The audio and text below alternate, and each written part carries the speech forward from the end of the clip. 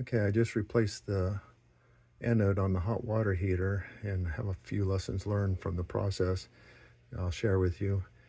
First of all, you'll want to get a new union, a dielectric union here, which is what this is. And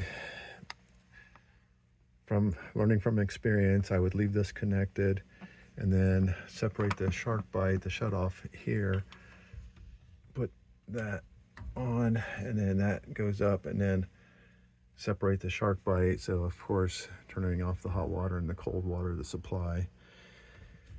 So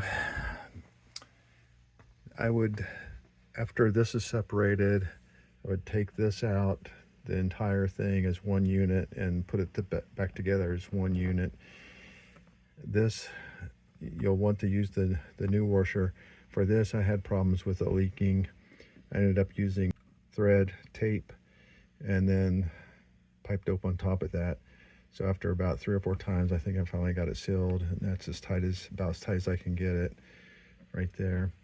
For the old anode, which is right here, it was 36 inches in length, and this is replaced after about 3 years. It was actually in decent shape, and it probably could have gone another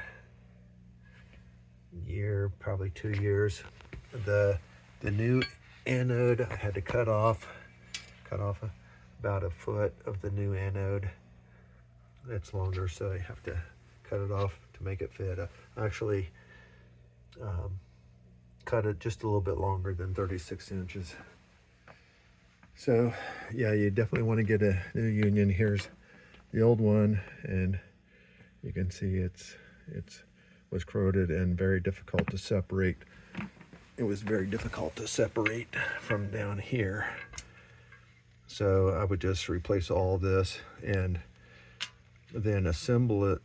So I used tape and pipe dope there and there. This threads into the hot water heater, and this is the flow that goes out. So all that.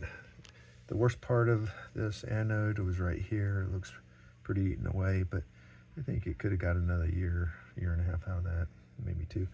So set up your calendar reminder for about 4 to 5 years for the next replacement.